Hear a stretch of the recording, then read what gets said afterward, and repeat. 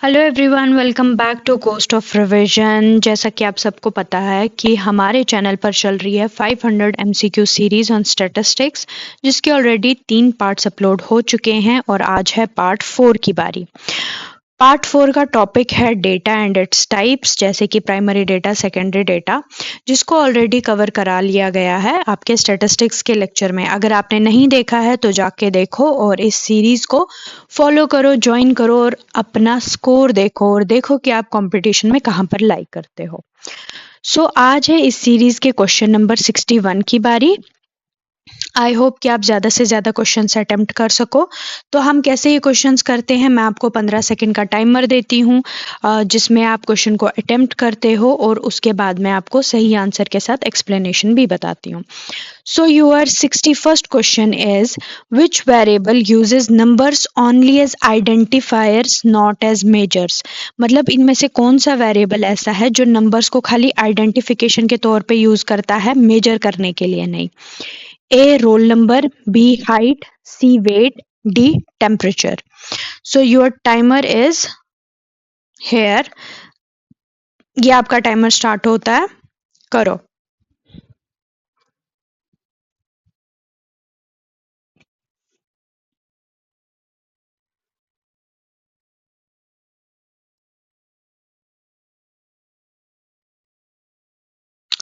I hope आपने इसका सही जवाब दिया होगा and the correct answer is a roll number. अब देखो इसका आंसर ए रोल नंबर कैसे है। आइडेंटिफायर मतलब कि यहाँ पर जो नंबर को हम यूज कर रहे हैं ना, वो कोई चीज आइडेंटिफाई करने के लिए यूज कर रहे हैं। जैसे किसी का रोल नंबर 1 है, 2 है या 3 है, वो उसकी क्या है, आइडेंटिफिकेशन। उससे कुछ भी हम मेजर नहीं कर रहे हैं, उससे हमें कुछ भी नाप तोल नहीं हो रहा है। सिर्फ हम आइडेंटिफाई कर रहे हैं कि अच्छा इस बंदे का रोल नंबर 1 है। मतलब वो उसकी एक सिर्फ पहचान है उसकी। जैसे आपका नाम होता है ना, आपका नाम सिर्फ आपकी पहचान होता है, उससे कुछ भी पता नहीं चलता है आपके बारे में। वैसे ही रोल नंबर जो है ना, उससे कुछ आपके बारे में पता नहीं चलता है। It is just an identity. On the other hand, अगर मैं आपकी हाइट बताऊंगी तो उससे आपकी मेजरमेंट पता चलती है कि आप कितने लंबे हो, या वेट से या टेम्परेचर से हमें पता चलता है कोई क्वालिटी की कितना है। ठीक है, कोई क्वांटिटी पता चलती है, कुछ डेटा पता चलता है, लेकिन रोल नंबर से हमें कोई डेटा नहीं पता चलता है, वो खाली एक आइडेंटिफायर है। Moving on, question number 62। Which classification ensures that every observation belongs to one and only one class? इनमें से कौन सी ऐसी क्लासिफिकेशन है जिसमें कोई भी आइटम जो है वो सिर्फ एक क्लास में आती है और दूसरी क्लास में नहीं आती है? क्या वो नॉमिनल ऑर्डिनल क्लासिफिकेशन है, डिस्क्रीट कंटिन्यूअस क्लासिफिकेशन है, या प्राइमरी सेकेंडरी क्लासिफिकेशन है? ये है आपका टाइमर, स्टार्ट कर दिया मैंने।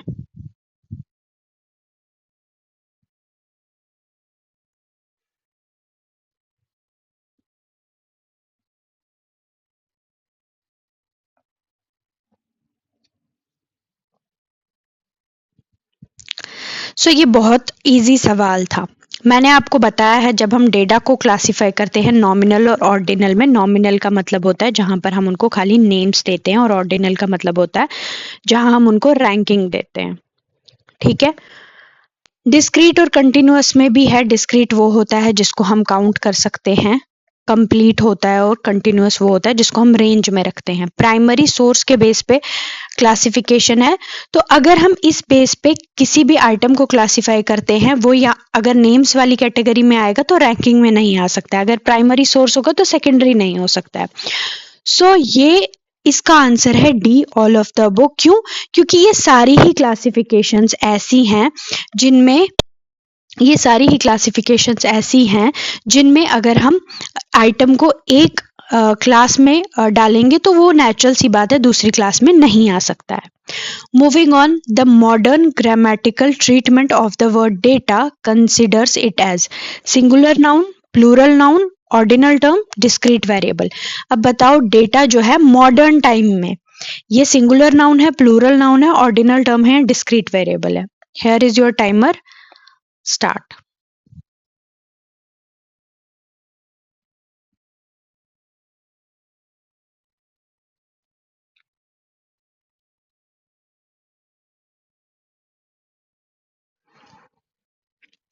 सो इसका करेक्ट आंसर है सिंगुलर नाउन। मैंने आपको बताया था ना, डेटा का प्लूरल होता है, मतलब डेटा का जो सिंगुलर है वो डेटम है और प्लूरल उसका डेटा है, लेकिन मॉडर्न टाइम में डेटा को एज अ सिंगुलर नाउन ही यूज किया जाता है। ठीक है, moving on. Which of the following variables can take infinitely many values within a range? मतलब इनमें से कौन सा ऐसा वेरिएबल है जिसमें बहुत सारी वैल्यूज आ सकती हैं विद इन अ रेंज। याद रखना, रेंज में। ठीक है, A number of cars, B number of student, C temperature और डी गोल स्कोर्ड। ये है आपका टाइमर।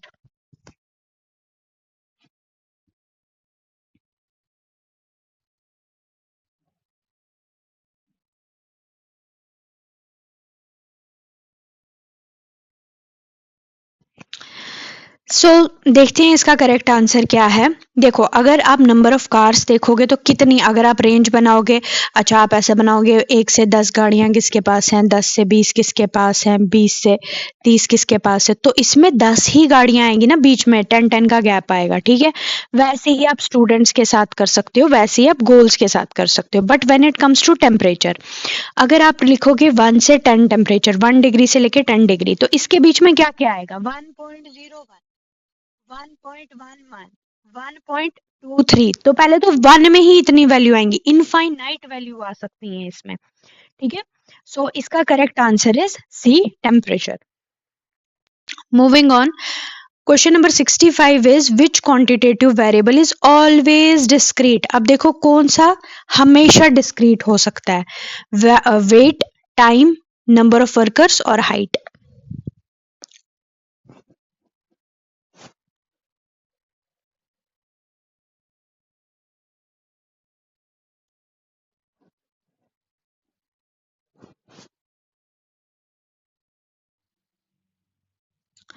सो वे वो वाला वेरिएबल जो हमेशा डिस्क्रीट रहेगा, that will be your number of workers. मैंने कहा ना, ये डेसिमल फॉर्म में कभी नहीं आ सकता है। कभी कोई इंसान या कोई वर्कर 1.2 होता है? कोई 1.5 इंसान आपने देखा है? नहीं देखा है ना, कोई बीच में से आधा थोड़ी ना करोगे। So the correct answer is C, number of workers. Moving on, which scale of measurement permits ranking but not meaningful differences? इनमें से किसमें हम रैंकिंग करते हैं बट रैंकिंग का मतलब कोई डिफरेंसेस क्रिएट करना नहीं, मतलब उसका मतलब कोई डिफरेंसेस नहीं है। सो ये है आपका टाइमर जो कि स्टार्ट हो गया है।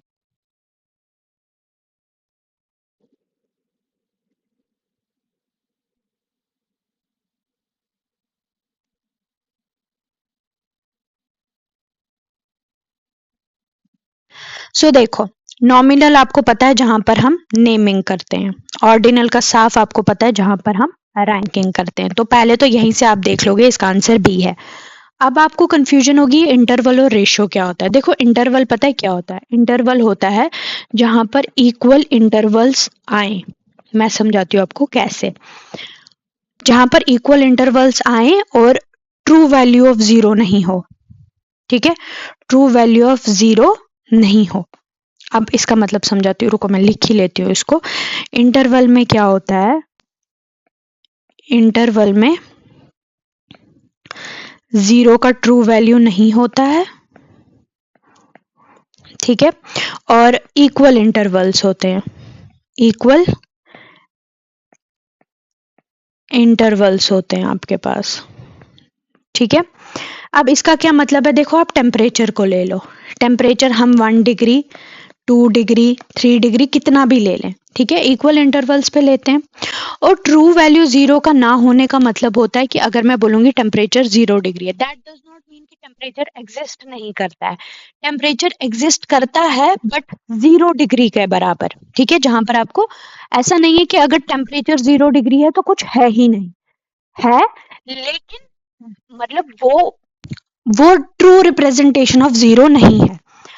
वैसे ही मैं आपको बोलूंगी रेशो। रेशो में क्या होता है? उसमें भी इक्वल इंटरवल्स होते हैं, लेकिन उसमें ट्रू वैल्यू ऑफ जीरो है। जैसे कि मैं आपको बोलूंगी हाइट, हाइट ले लो आप। अगर मैं बोलूंगी किसी की हाइट 0 फीट है, तो उसका मतलब है कि उसकी हाइट एक्चुअल में 0 फीट होगी।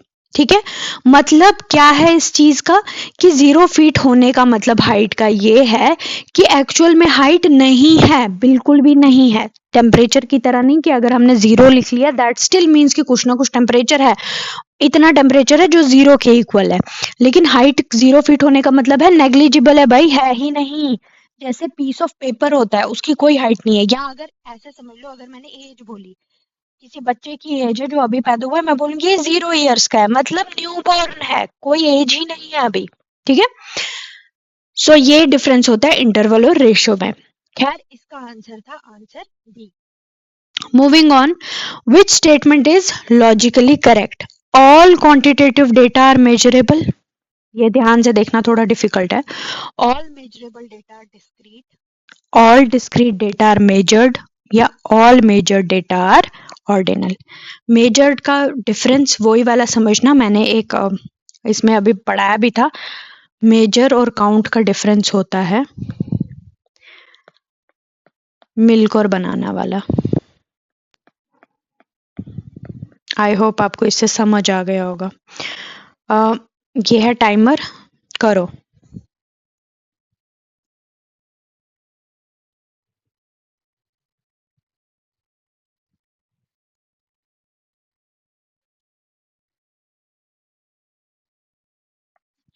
सो the correct answer is answer A.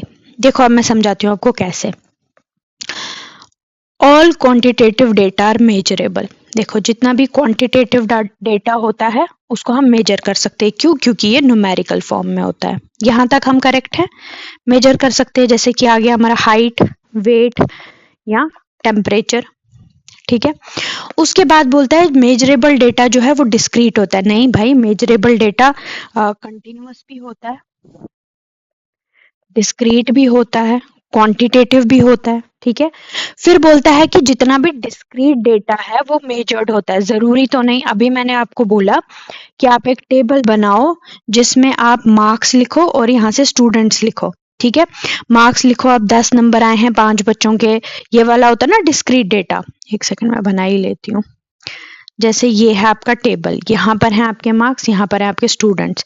10 number आए हैं 10 बच्चों के, 9 नंबर आए हैं 5 बच्चों के। अब यहाँ पर क्या हो रहा है, यहाँ पर तो ये आपका डिस्क्रीट है डेटा। ठीक है, बट ये स्टूडेंट्स को आप मेजर थोड़ी ना कर सकते हो, तो ये वाला डेटा डिस्क्रीट डेटा सारा ही मेजरेबल नहीं है।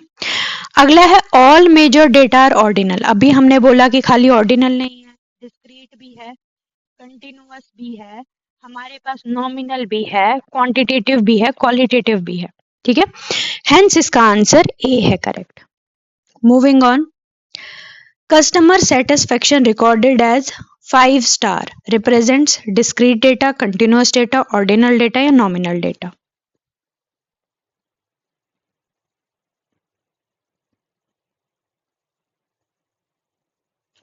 सॉरी, मैं टाइमर लगाना भूल गई थी। अभी तक तो आप लोगों ने कर लिया होगा, आसान था ये। सो इसको ऐसे ही रहने देते हैं। सो इसका करेक्ट आंसर है सिंपली ऑर्डिनल, क्योंकि स्टार दे रहे हैं, रैंकिंग दे रहे हैं, तो रैंकिंग वाला ही आंसर आएगा। Moving on, coding responses yes that is 1 and no that is 0 changes data into। इससे डेटा किस में चेंज हो रहा है? क्या ये क्वांटिटेटिव कंटिन्यूअस डेटा बन रहा है, क्या ये नॉमिनल क्वालिटेटिव डेटा बन रहा है, क्या ये क्वांटिटेटिव डिस्क्रीट डेटा बन रहा है, या ये ऑर्डिनल डेटा बन रहा है? ये है आपका टाइमर, स्टार्ट कर दिया मैंने।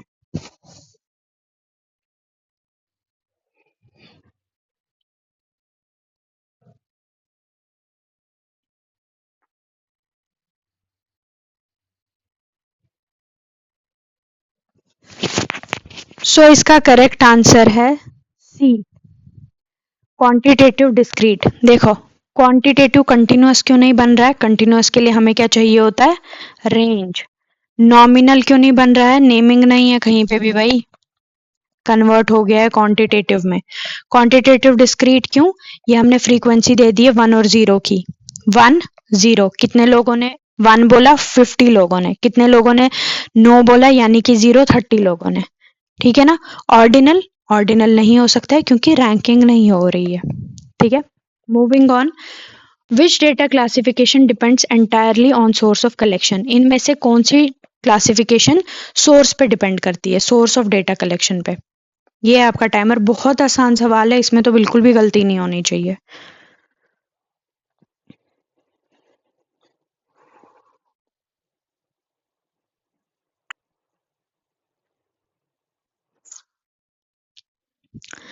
देखो, इसका तो सिंपल सा आंसर है C, primary and secondary data. Primary कौन सा होता है? जिसमें हमें डेटा कहाँ से मिलता है? फर्स्ट हैंड, खुद से कलेक्ट करते हैं। सेकेंडरी कौन सा होता है? जिसमें किसी का ऑलरेडी कलेक्ट किया हुआ डेटा हम यूज करते हैं। Moving on. Which situation best justifies secondary data usage? मतलब ये हमारे पास सिचुएशन है, इनमें से सेकेंडरी डेटा हमें कहाँ पर यूज करना बेस्ट रहेगा? ये है आपका टाइमर, मैंने कर दिया स्टार्ट। आसान सवाल है, गलत नहीं करना।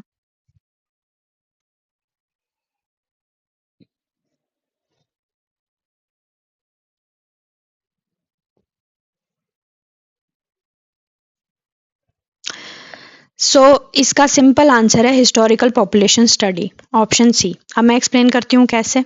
देखो, ओपिनियन पोल अगर आप करोगे, ये प्राइमरी डेटा है भाई, पहली बार करा रहे हो।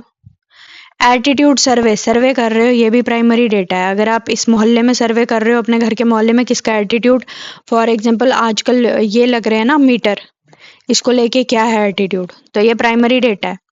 अगर आप कंज्यूमर प्रेफरेंस स्टडी कर रहे हो, पहली बार, प्राइमरी डेटा है। बट हिस्टोरिकल पॉपुलेशन स्टडी कर रहे हो, जो लोग मर गए हैं उनके लिए तो पुराने, अभी इंडस वैली सिविलाइजेशन आपने सुना होगा, उसकी पॉपुलेशन के बारे में आप स्टडी करोगे तो ये कौन सा है? हिस्टोरिकल पॉपुलेशन है।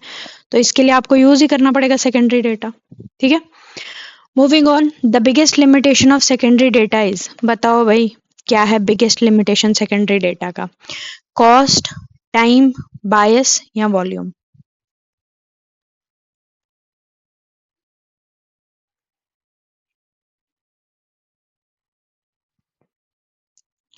सो correct answer is answer C, bias. Bias क्यों होता है?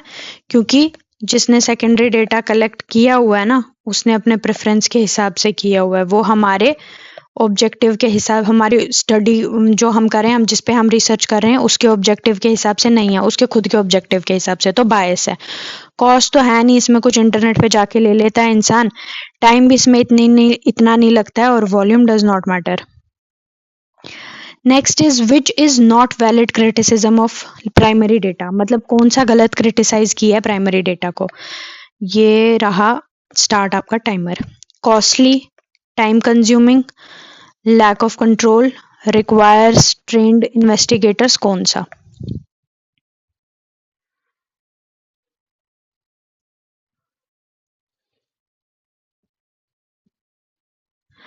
सो करेक्ट ऑप्शन इज, इनमें से गलत कौन सा है? Lack of control. क्योंकि जब हम प्राइमरी डेटा कलेक्ट करते हैं, उसका सबसे बड़ा बेनिफिट होता है रिलायबिलिटी। हमारे पास रिलायबिलिटी है, हम अपने हिसाब से कुछ भी पूछ सकते हैं, कुछ भी पूछ सकते हैं। तो कंट्रोल किसके पास है? हमारे पास।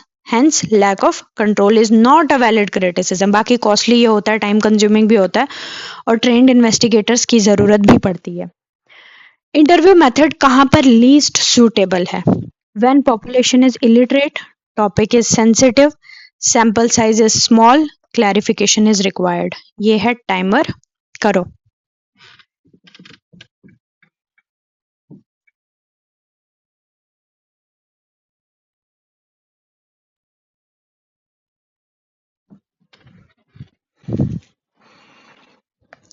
बहुत आसान था ये। देखो, अगर पॉपुलेशन इलिटरेट होगी, इंटरव्यू मेथड बेस्ट है भाई।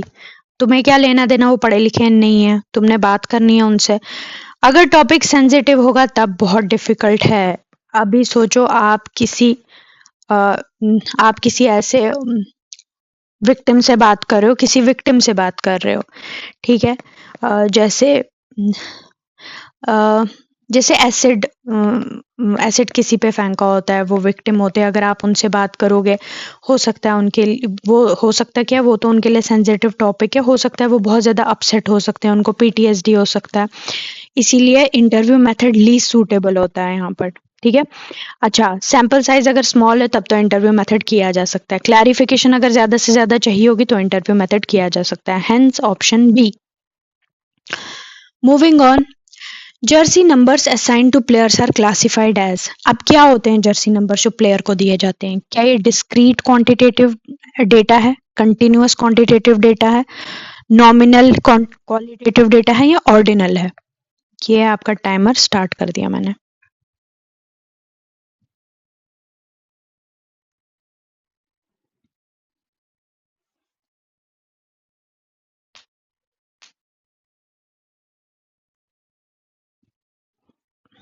देखो, डिस्क्रीट तो हो नहीं सकता है। डिस्क्रीट में क्या होता है, सेम वैल्यू असाइन होती है। सेम जर्सी नंबर नहीं होता है बहुत सारे प्लेयर्स का एक ही एक ही टीम के हो। कंटिन्यूअस क्वांटिटेटिव रेंज में थोड़ी ना नंबर होता है, किसी के पीछे आपने देखा है 1 से 10 तक। फिर आगे ऑर्डिनल क्वालिटेटिव रैंकिंग तो होती नहीं है भैया, वो जो नंबर दिया होता है वो उनके रैंक्स नहीं होते हैं। मूविंग ऑन, नॉमिनल क्वालिटेटिव जरूर होता है, वो सिर्फ उनकी आइडेंटिटी के लिए होता है, ठीक है। नंबर से वो ज्यादा कुछ बताता नहीं है उनके बारे में। So the correct option is option C, ठीक है। Moving on, which data loses individual identity after classification. इनमें से कौन सा डेटा है जैसे ही हम उसको यूज करते हैं उसका आइडेंटिटी खुद का खत्म हो जाता है? ये है टाइमर, कर दिया मैंने स्टार्ट, करो answer.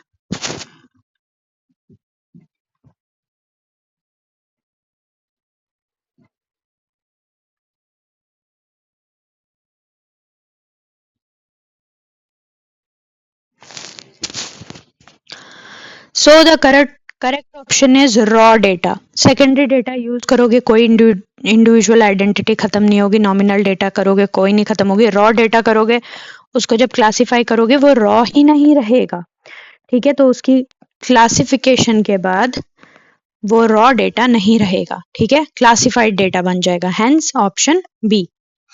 Moving on next, census data used by researcher is treated as.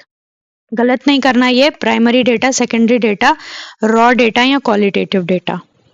Start कर दिया मैंने टाइमर।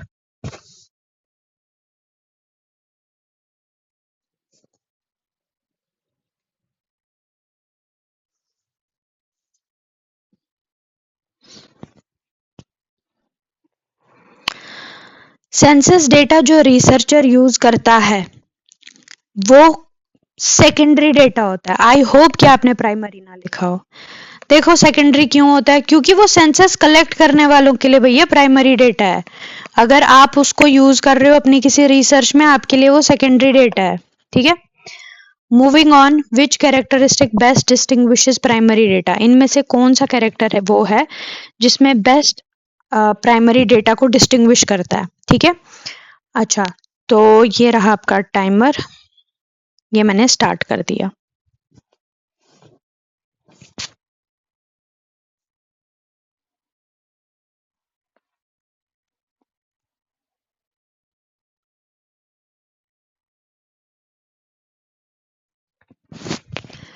इसका करेक्ट आंसर है ओरिजिनलिटी।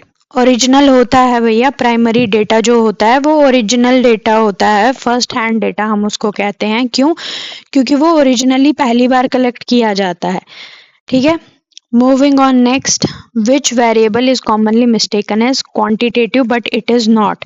इनमें से किस वेरिएबल को क्वांटिटेटिव माना जाता है जबकि वो क्वांटिटेटिव नहीं होता है? ये है आपका टाइमर।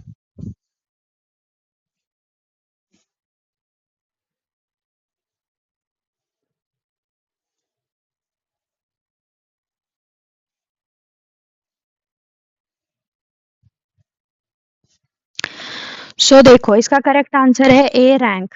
क्यों? क्योंकि क्वांटिटेटिव डेटा कौन सा होता है? जो न्यूमेरिकल फॉर्म में हो और मेजरेबल हो। अब इनमें से कौन सा मेजरेबल नहीं है? रैंक। खाली न्यूमेरिकल फॉर्म में होता है, मेजर ना कर सकते हैं हम। Which statement is always true? Continuous data are measured, discrete data are measured, ordinal data are measured, nominal data are measured. ये है टाइमर।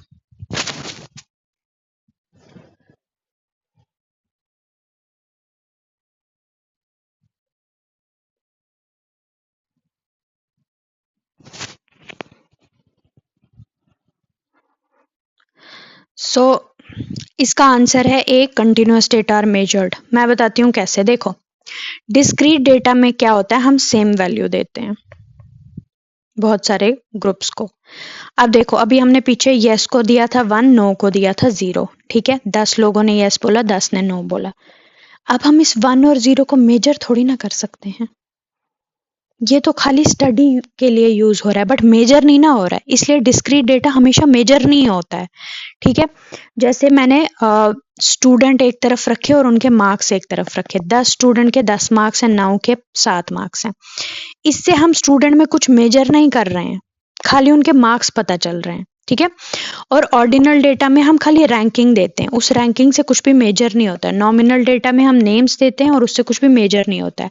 लेकिन जो कंटिन्यूअस डेटा होता है ना, उसमें हम मतलब रेंज देते हैं और उस रेंज में जितने लोग जितनी चीजें फॉल करती हैं उसको हम मेजर कर सकते हैं, ठीक है।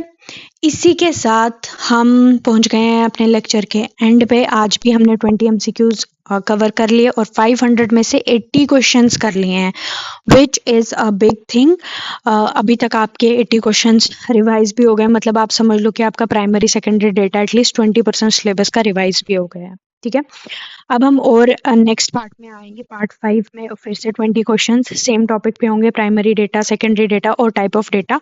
आप वो कवर कर लेना, उसको एक बार रिवाइज कर लेना।